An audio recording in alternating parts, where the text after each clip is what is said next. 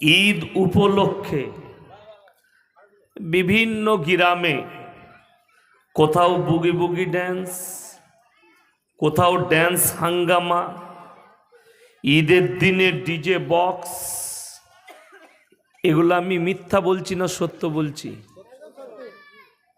যদি বলেন মিথ্যা, সে যদি বাপের বেটা হন আমার গাড়িতে চাপবেন। যদি হিম্মত থাকে তাকে নিয়ে গিয়ে সেই গ্রামের সামনে দেখিয়ে দুবাই দেখে এই হারামির বাচ্চাগুলো ছিল, বক্স বাজাচ্ছিল। রামনবমীর মিছিল হয়েছে পশ্চিমবাংলায়, ভারতবর্ষে। মসজিদের পাশ দিয়ে পেরিয়ে গেছে মিছিল। মুসলমানরা অভিযোগ করেছে মসজিদের সামনে স্লোগান দিয়েছে জয় শ্রীরামের, বক্স বাজিয়েছে। অপরাধ, আপনার কথাই হিন্দু ভাইরা অপরাধ করেছে। ঈদের দিনে মসজিদের পাশে ডিজে বক্স বাজাচ্ছে, এই হারামের আওলাদগুলো কোথাকার, এদের লেগে বললে না? এ কথা বুঝতে পেরেছেন না পারেননি? রাগ হচ্ছে, গায়ে লাগছে? আমার কথা কিন্তু গায়ে লাগে, কিন্তু একদম হক কথা বলছি।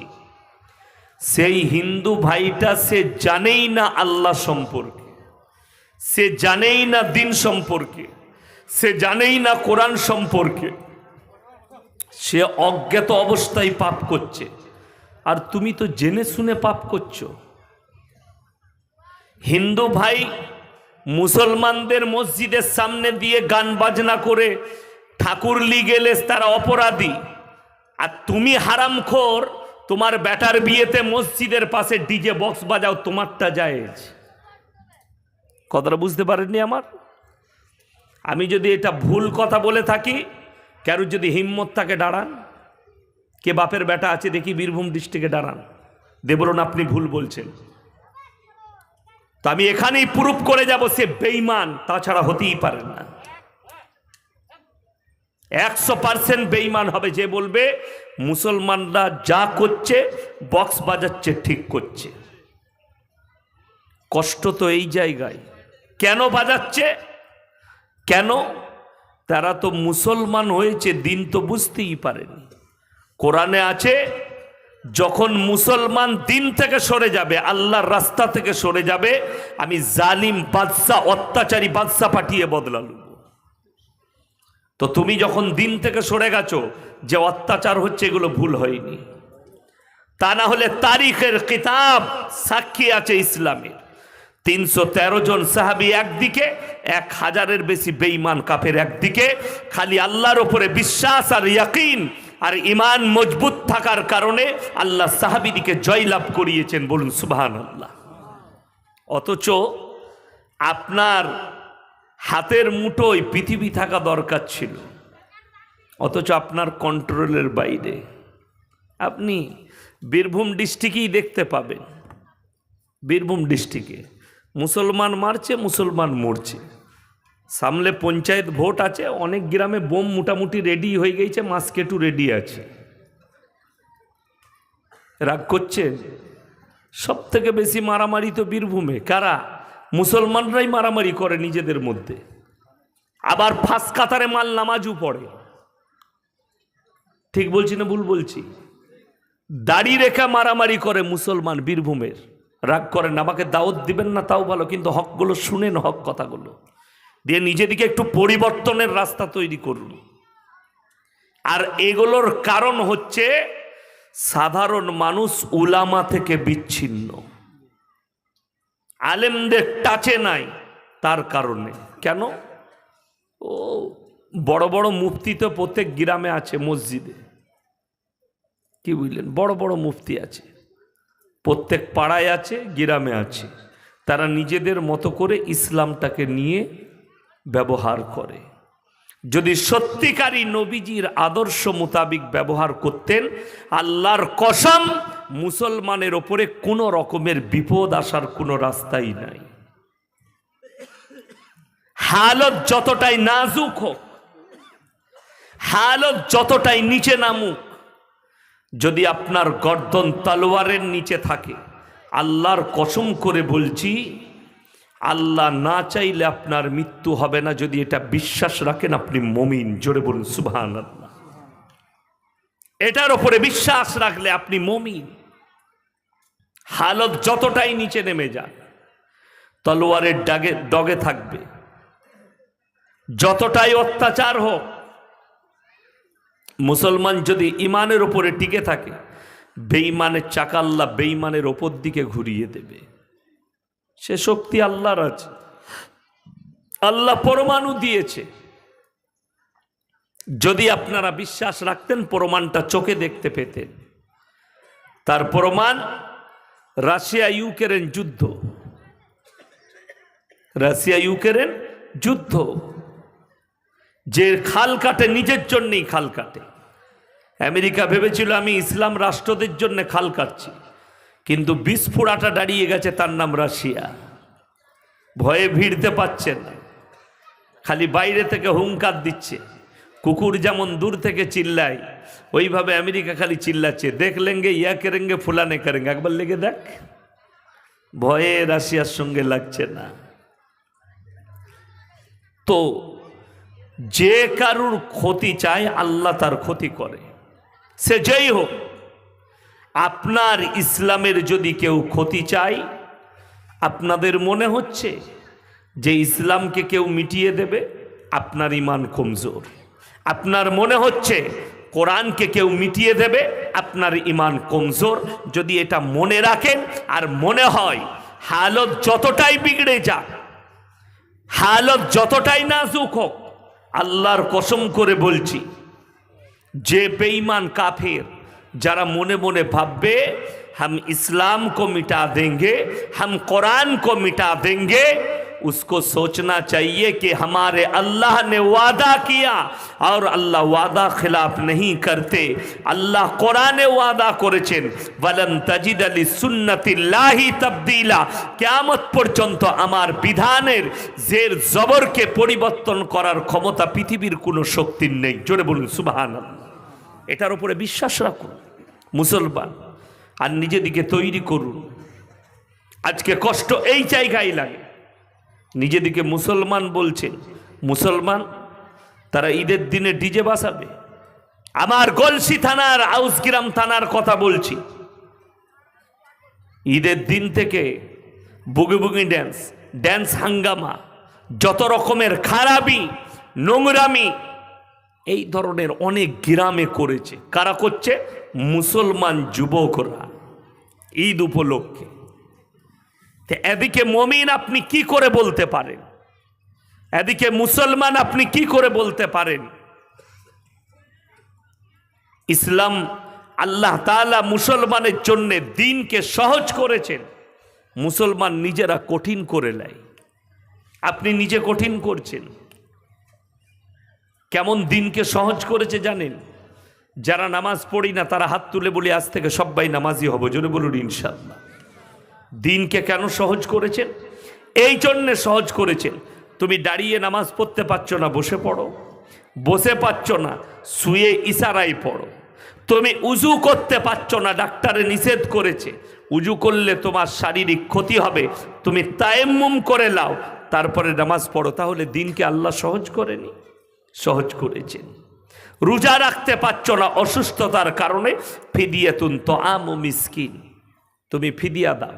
আমাদের দেশের কিছু মা আছে, বোন আছে, তারা আবার মানে আর কি তাকে বলা হয় জোর করে পরেজগার হওয়া। আমাকে একজন হোয়াটসঅ্যাপে প্রশ্ন লিখে পাঠিয়েছে, মায়েরা যদি মনে করে যে রমজান মাসে ট্যাবলেট খেয়ে নিজেদের হায়েজকে বন্ধ করে রোজা রাখবে, এটা কি চলবে? কখনো না। আল্লাহর দিয়া কুদরতের ওপরে যারা কুদরতি করতে যাবে, এর থেকে বড় বেঈমানি আর কিছু নেই। তোমার জন্য আল্লাহ লাইন রেখেছে, তুমি যখন হায়েজ অবস্থায় থাকবে বাদ দিয়ে দাও রোজা। রমজান পেরিয়ে গেলে তুমি আবার পরে রোজাগুলো কাজা তুলে নিবে, আল্লাহ কবুল করবেন। জোরে বলুন সুবহানাল্লাহ। কিন্তু আল্লাহর কুদরতের ওপরে খোদ্দারি করতে যেও না, বিপদে পড়বে। এটা ইসলাম নিষেধ করেছে। এই জন্য আপনি কঠিন করে নিচ্ছেন, আল্লাহ কঠিন করেনি, আল্লাহ সহজ করেছেন আপনার জন্য। রোজা রাখতে পারোনি, ফিদিয়া দাও মিসকিনকে, ফিদিয়াতুন তাআমু মিসকিন। তুমি রোজা রাখার নেকি পাবে। আল্লাহ লাইন রেখেছেন, সহজ। আপনি কেন কঠিন করছেন? দিনকে কেউ কঠিনভাবে নেবেন না। আল্লাহ খুব খুব সহজ করেছেন। 50 ওয়াক্তের নামাজকে 5 ওয়াক্তের করে দিয়েছেন। আর কি চান আপনি? 30টা রমজানের রোজা দিয়েছেন, যার দ্বারা আপনার ঈমান মজবুত হবে, তাকওয়া বাড়বে। আপনি কেন কঠিন করছেন আপনার জন্যে? কঠিন কিভাবে করছেন আপনি? শুনেলেন কঠিনগুলো কি? যে রমজান মাসে রোজা রাখা গরমের দিনে কঠিন, রোজা রাখবো না, বাহানা দেবো। আপনি বাহানা দিনে বেঁচে যাইতে চাইছেন। আপনি রোগের বাহানা দিচ্ছেন। কাকে বাহানা দিচ্ছেন? আপনার পরিবারকে, আপনার ইমামকে, আপনার সমাজকে। আল্লাহর কসম, আল্লাহ অন্তরের খবর জানে। ইন্নাল্লাহা লা ইয়াখফা আলাইহি শাইউন ফিল আরদি ওয়ালা ফিস সামা। আসমান আর জমিনের মধ্যে যা কিছু আছে, কোনো জিনিসটা আমার কাছে গোপন নেই। আমি আল্লাহ সব খবর রাখি। মানুষ অন্তরে কথা বলে, আমি আল্লাহ শুনতে পাই। আপনি কার কাছে গোপন করছেন? পাপ করলে, যারা পাপ করেন, যারা মনে মনে ভাবে পাপ করার পরে যে আমি মানুষের কাছ থেকে গোপন রেখেছি, আল্লাহর কসম, ইয়াসিনের কাছে গোপন রাখাটা বড় জিনিস নয়। সমাজের বুকে ইমামের কাছে গোপন রাখাটা বড় জিনিস নয়। পরিবারের কাছ থেকে গোপন রাখাটা বড় জিনিস নয়। যেহেতু যিনি বিচার করবেন তিনিই তো জানতে পারেন। ঠিক কিনা কথা বলে? আমি যদি আপনার পাপ জানতে পারি, আপনাকে শুধু এতটুকু বলবো এই পাপটা করা গুনাহ, ঠিক কিনা? কিন্তু আমি কখনো তোমার বিচার করতে পারি না। বিচার তো আমাদের দেশে যেগুলো হয়, 100টা বিচার হলে 90টা অন্যায় বিচার হয়, 90টা শরীয়ত বিরোধী বিচার হয়, 95টা ইসলাম বিরোধী বিচার হয়। এই বিচার ইসলামে নেই। আপনি মনে করছেন, আমাদের সমাজের মুসলমানরা মনে করে যে নামাজ, রোজা, কলমা, হজ, যাকাত এটারই নাম ইসলাম। না, প্রত্যেকটা মুসলমান ভাই এবং মা বোন তারা লিখে নিয়ে যান, দিলে গেঁথেলেন আমার এই কথাটা।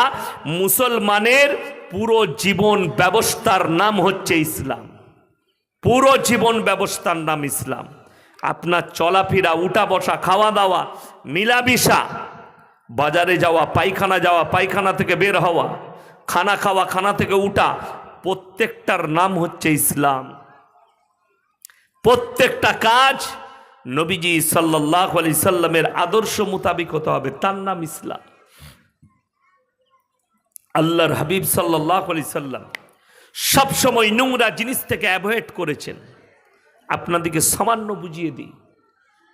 পায়খানা ঘরে গেলে হাদিসে আছে, পায়খানা ঘর নোংরা জায়গা, নবীজি বললেন প্রবেশ করলে তোমরা বাঁ পাটা আগে ঢুকাবে। ঠিক কিনা? জোরে বলুন সুবহানাল্লাহ।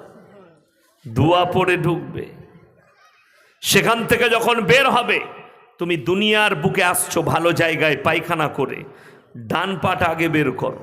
মসজিদ আল্লাহর ঘর, ভালো জায়গা, ইবাদতগাহ, তুমি যখন সেখানে প্রবেশ করবে ডান পাটা আগে রাখো, ডান পা ঢুকো আগে, তারপরে বাঁ পা। দোয়া পড়ে ঢুকো, ইতিকাফের নিয়ত করে ঢুকো মসজিদে। কিয়ামতের ছোট ছোট আলামতের মধ্যে বড় একটা আলামত, সেটা হচ্ছে মসজিদের ভেতরে দুনিয়াদারির কথা বলা।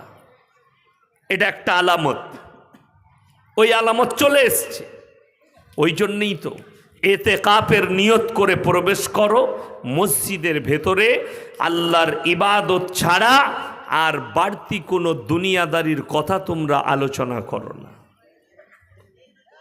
জুম্মার দিনে ঢুকি, তোর ক অবস্থা ধান হলুবে, তোর জমিটাই চাপান দিয়েছিস, এই গল্প মসজিদের ভেতরে জুম্মার দিনে।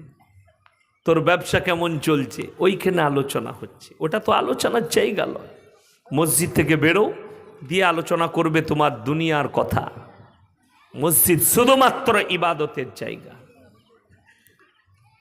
এই জন্যে আপনার জীবন ব্যবস্থার নাম হচ্ছে ইসলাম। আপনি মানুষের সাথে মিশছেন, কিভাবে মিশছেন? নরমভাবে মিশতে হবে, মানুষের সঙ্গে ভালো ব্যবহার করতে হবে। আজকে মুসলমান, হাই রে মুসলমান, আপনাকে বলে দিই, মুসলমান মিথ্যা কথা বলে, মুসলমান চুরি করে। ওই জন্য আমি কালকের জলসায় বলেছি, ভারত, বাংলাদেশ, পাকিস্তানে কেউ যদি বলে ইমাম মেহেদি জন্মগ্রহণ করেছেন, সে চোর হবে, না হলে দাগাবাজ, না হলে নেমো খারাম। ভারত, বাংলাদেশ, পাকিস্তান হচ্ছে চোর চাপটা মিথ্যাবাদীর দেশ। এখানে কখনো ইমাম মেহেদি জন্মগ্রহণ করবেন কেন বলুন? ভারতের মুসলমানরা, বাংলাদেশের মুসলমানরা গাঁজা খায়, মদ খায়, মদকে হালাল ভাবে, গাঁজাকে হালাল ভাবে, মিথ্যা কথাকে জায়েজ মনে করে। এই দেশে কখনো ইমাম মেহেদি জন্মগ্রহণ করতে পারে না। যদি কারো মনে হয় কেন করবে না, আমি বলছি করবে না, তোমাদের বেঈমানিতে আল্লাহ এখানে নামাবে না, এখানে নামাবে না। তা না হলে দেখেননি 14ই রমজান মাসে কোন বাংলাদেশের মৌলবি সুর করে বলে দিলে 15ই রমজান একটা আওয়াজ হবে, দুনিয়াটা ধ্বংস হয়ে লোক মারা যাবে। আমার কাছে 1000 ফোন এইছে, কি হুজুর কালকে কি হবে? আমি বললাম তুই এখন থেকে ইন্দুর মারা বিষ খেয়ে শুয়ে পড়। কালকে যখন পৃথিবীটা ধ্বংস হবে, আগে ইন্দুর মারা বিষ খেয়েলে। সব থেকে বেশি ভয় খেয়েছে মায়েরা, কি বুঝলেন? আর প্রচার তাদের মধ্যেই হয়েছে। যে মৌলবি এটা প্রচার করেছে তার ভাবা দরকার ছিল কিয়ামতের বড় বড় আলামতগুলো প্রকাশ পায়নি। এমনকি আল্লাহর হাবিব সাল্লাল্লাহু আলাইহি সাল্লাম পর্যন্ত দিনক্ষণ বলে যাননি।